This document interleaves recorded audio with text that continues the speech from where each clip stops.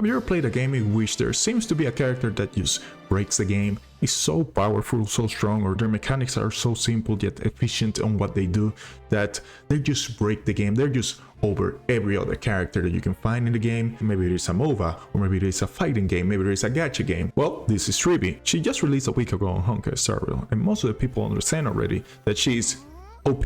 She's very broken. The people have this misconception for some reason that she's a support of some sort. I don't understand where the confusion comes from. She clearly is a DPS. Maybe it is because Brightwing lists them as support DPS. Of course, let me just do a little fix here because I think they're mistaken too. Hold on a second. Here, I fixed it for you. No worries, Brightwing, you don't have to pay me for this one. Take it as a favor from me. Now, we can all see that she rightfully belongs as a DPS. Now, I understand you might not believe what I'm saying right now, because why would you think that she's a DPS? She clearly is a buffer. Let me tell you something. Do you think you can beat MOC 12 with just all supports? Didn't think so. I can with Tribi, which means she must not be a support. She has to be a DPS. Look, let me just put a few caveats up before we actually keep going with the video. You see, this particular MOC 12 has a bunch of enemies with certain mechanics that Tribi can benefit from. There's almost like no downtime on the amount of enemies that there are in combat. There's always around 5.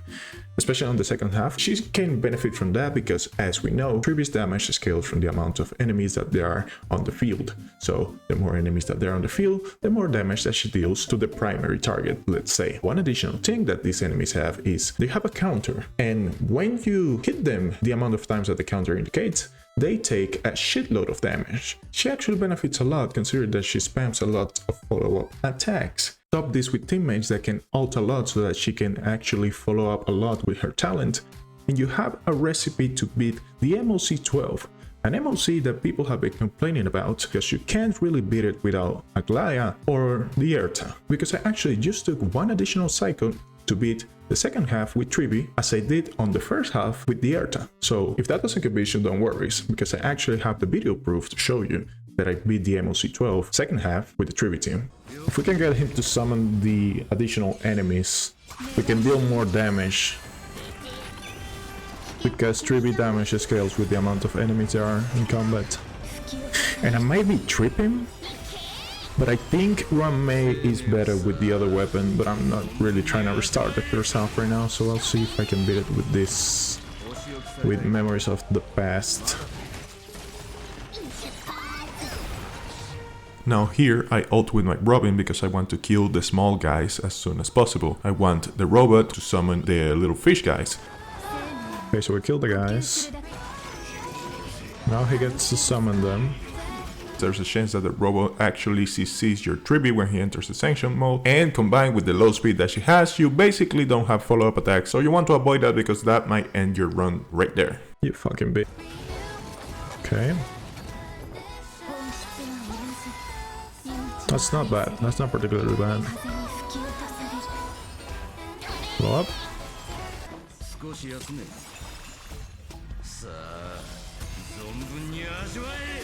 Another thing you will notice that I always do is I prioritize the guy that you have to hit an amount of times, because when you actually complete that counter and you hit them the amount of times that it says, he takes a shitload of damage. You will see right here. Bonk. I don't know how much better this strategy is compared to the other one, because I don't think we're gonna be able to kill him on this turn regardless. Maybe we did.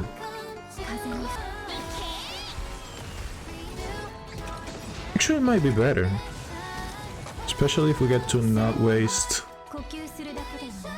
no one's ult. Nice. Starting the second half, you have to be careful because you don't want to just go ham immediately once it starts. You want to wait for all the statues of your team to be summoned, and then you can start actually using all your ult so you can deal area damage. This is because you want to deal damage to all the statues, and also because, as we said before, with Tribi, the more enemies that you hit, the more damage that you deal to the primary target. It's fine.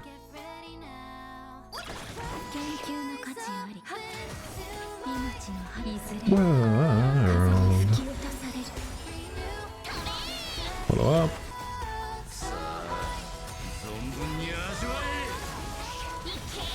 Follow up. Even if we are not gonna have enough energy, I think. But with this hit, we will. We're probably gonna get another Trivi ult. Ult immediately. Just so that we don't lose the energy from the buff right now. Ult immediately because I think Ramee regenerates energy once her turn starts. Basic attack. Basic attack. Ult. This should kill the guys from the sides. You might be wondering where all that damage came from. Well, basically once you kill the statues, you deal an amount of damage I think is equal to 25% of his health or something like that. That's why you have to prioritize killing the statues so that you can deal more damage to him. It's ult anyways because we don't have... Okay. And on the second half of the second boss, there's a funny thing that happens that basically the golden guy behind him deals a very potent attack if you don't kill the statues that basically just one-shots your whole entire team. Maybe not, because you actually need to get to the hit counter. We might be dead. We might be dead. We are dead.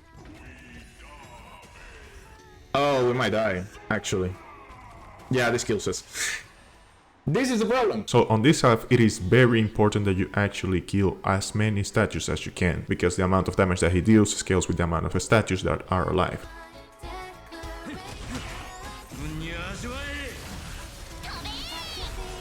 Let's attack here.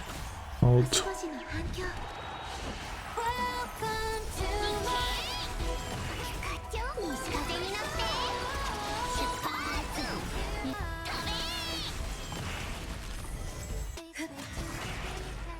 Found out it's way more important to kill the guys on the right and on the left than to take all the stacks from him.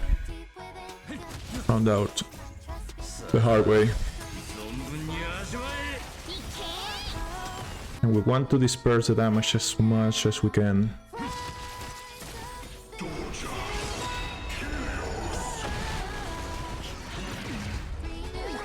Because we want the enemies to be alive as long as possible so that Trivi's damage gets amplified for as long as possible. Okay, actually hit the guy in the center.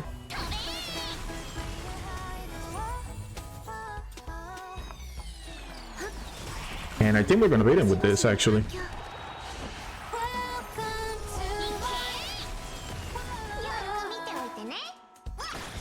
Yeah. Yeah, we beat him with this. I should have slow mode, but that's fine. Okay, we did it again. 23 cycles. Actually, this is way better because we didn't only 4 cycles this time, and last time we took like 7 cycles on the second half to do it with Trivi. So this actually proves there's so many better ways that you can play this composition, especially against these enemies. But yeah. Hopefully this time it doesn't get corrupted. Let me end the recording and then we can add an afterword later. Basically, you can beat the Mach 12, which people were complaining about this Mach, this MOC or Memory of Chaos, whatever you want to call it. You can actually beat it with Trivi. I don't even have Trivi E1. I don't have her signature weapon. However, I will say I do have Robin E1, being that this only gives you an additional 24% rest pen, and we have what is it, 4 additional or 3 additional cycles that we could use. I'm pretty sure you would just be a bit slower, but if you play it right, I'm pretty sure you can still do it. We don't have Ramee A1, we don't have her Lycon, we don't have Robin's Lycon, we don't have Trivi's Lycon. This is almost fully free to play friendly because other than this E1, which it's pretty strong, but I think you can still be able to beat it without it. Everything else is kinda free-to-play friendly. Maybe this is not as free-to-play friendly because it's S5 Dance, but if you have been playing since the beginning of the game, you probably have a couple copies of this. You maybe don't need it S5. I think it's just the best option that I have right now. This team, which is basically just the best supports in the game currently, they're so broken you can actually use complete the MOC 12 with just the best supports in the game right now. Trivi it's a different beast. She just deals so much damage. Oh, by the way, thank you Mario for telling me about this idea. So there you have it, Trivi beating the MOC 12 in 4 cycles nonetheless. Actually, this was a bit of a surprise for me as well. Actually, I didn't expect this team to have such a good performance. Originally, when I tried it, I think I almost beat it during the stream, but we kept dying to the big attack from the golden guy, or whatever you want to call it. And when I originally beat it, it took me 7 cycles to beat it, but then since those files got corrupted, I had to redo it all over again. We managed to beat it on the 4th cycle. Pretty interesting considering my Herta beat the first half of this Hamon C12 on 3 cycles. Anyway, some of these runs I actually did during my stream. If you want to see more of this kind of content, or actually catch me while I'm doing the work live, and you can interact with me and tell me, hey, you're stupid, why are you running her with this, you should be running her with that, you should go and check out my twitch.tv/eltaloso, which is the same handle as my YouTube right here, eltaloso. You can expect more content from me on this channel, so if you want to subscribe, I highly suggest you do, and I'll see you in the next video. See ya.